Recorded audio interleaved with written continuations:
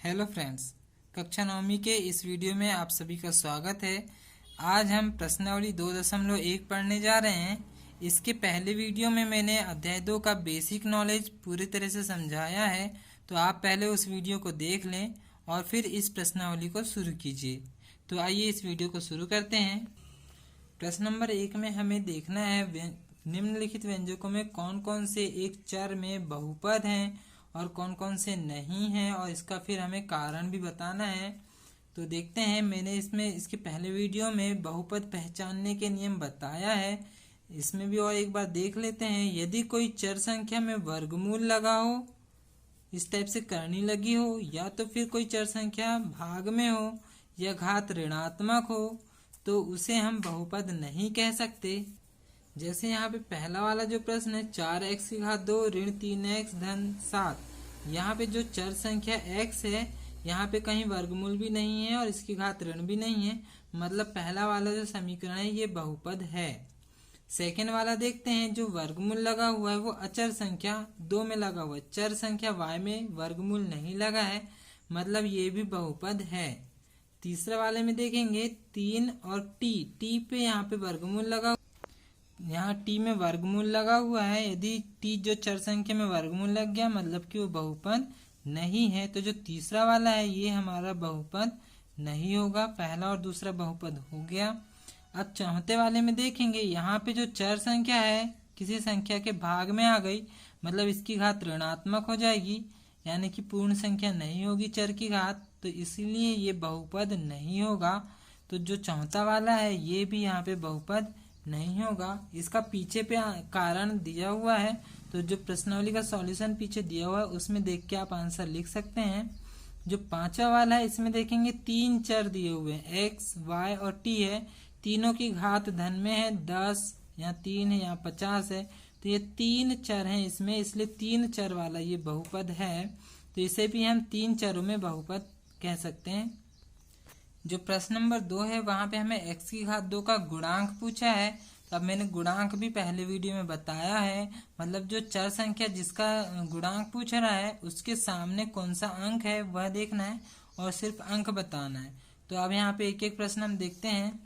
तो जो पहला प्रश्न दिया हुआ है 2 धन x की घात 2 धन x, यहाँ पे हमें x की घात 2 का गुणांक बताना है। तो x की घात 2 के सामने यहाँ पे जो अंक होगा वही उसका गुणांक होगा। तो यहाँ पर देखेंगे हम x की घात 2 के सामने, तो यहाँ पर कोई अंक नहीं है, और जब कोई अंक नहीं है इसका मतलब वहाँ पे होगा 1, तो x की घात 2 का गुणांक यहाँ पर हो जाएगा 1। जो सेकंड प्रश्न है वहाँ पे 2 ऋण x की घात 2 धन x की घात 3 दिया हुआ है, यहाँ पे भी हमें x की घात 2 का गुणांक बताना है। तो यहाँ पर भी इसके सामने तो कोई अंक नहीं है, सिर्फ हमें सामने का अंक देखना है। तो x की घात 2 के सामने यहाँ पे कोई अंक नहीं है, मतलब यहाँ पर भी होगा 1। लेकिन यहाँ पर देखेंगे इसके सामने ऋण लगा हुआ है, तो यहाँ पर भी हम लगाएंगे ऋण, तो x की घात 2 का गुणांक यहाँ पर हो गया ऋण 1। तीसरा क्वेश्चन है यहाँ पे पाई के बटे 2 x की घात 2 धन x, यहाँ पर x की घात 2 का गुणांक हो जाएगा यहाँ पे जो नंबर दिया हुआ है, यानी कि पाई बटे 2 x की घात 2 का पूरा पूरा गुणांक हो जाएगा। तो यहाँ पर हम लिखेंगे x की घात 2 का गुणांक पाई के बटे 2। जो चौथा क्वेश्चन है वहां पे करनी 2 x ऋण 1 दिया हुआ है। अब यहाँ पे हमें x की घात 2 का गुणांक बताना है, तो यहाँ पर तो x की घात 2 वाला कोई पद है ही नहीं, और जब x की घात 2 वाला कोई पद नहीं है तो उसका गुणांक वहां पर सीधे से हो जाएगा 0।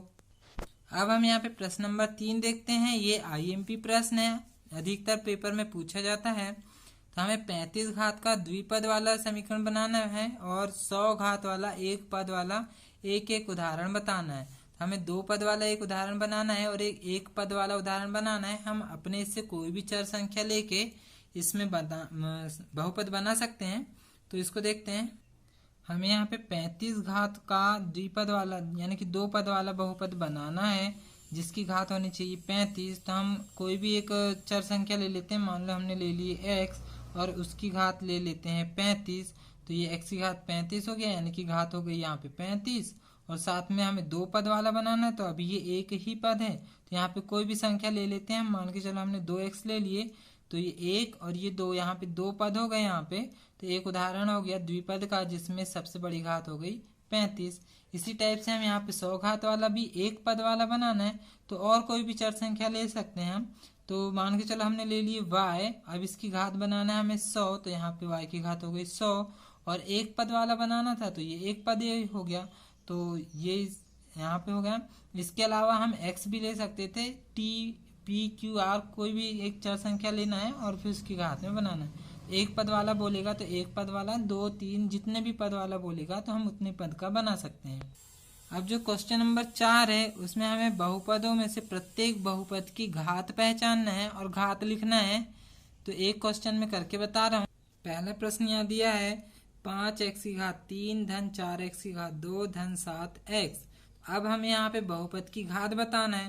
तो हमने बहुपद की घात पढ़े हैं, जो बहुपद की सबसे बड़ी घात होती है वही बहुपद की घात होती है, जिसमें चर संख्या की घात देखते हैं हम।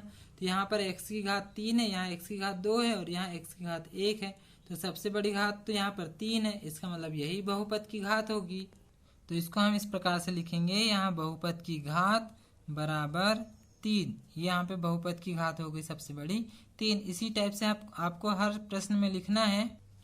सेकेंड वाला देखते हैं, यहाँ पे 4 ऋण y की घात 2 दिया हुआ है, तो 4 तो यहाँ पर y है, तो y की घात यहाँ पे दिख रहा है 2 है, तो यहाँ पे बहुपद की घात बराबर कितना आ जाएगा 2। अब यहाँ पर देखेंगे तीसरे वाले में 5t माइनस √7 दिया हुआ है, इसका मतलब यहाँ पे जो t है ये हमारा चर संख्या है और इसकी घात में तो कुछ नहीं लिखा है, कुछ नहीं मतलब इसकी घात होगा 1, तो यहाँ पे बहुपद की घात हो जाएगी 1। जो चौथा वाला प्रश्न है 3, इसमें तो कोई चर संख्या है ही नहीं, जब यहाँ पे कोई चर संख्या नहीं होती तो उसकी घात होती है 0, मतलब बहुपद की घात यहाँ पर हो जाएगी 0, चौथे वाले में 0।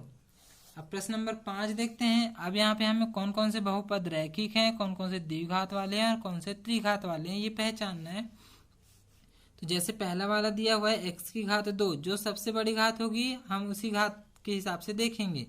तो पहला वाला देखेंगे x की घात 2 है, तो यहाँ पे 2 घात वाला है, इसका मतलब ये हो गया द्विघाती। यहाँ पे देखेंगे सबसे बड़ी घात यहाँ पर 3 है, तो सबसे बड़ी घात 3 है, मतलब ये त्रिघाती हो गया।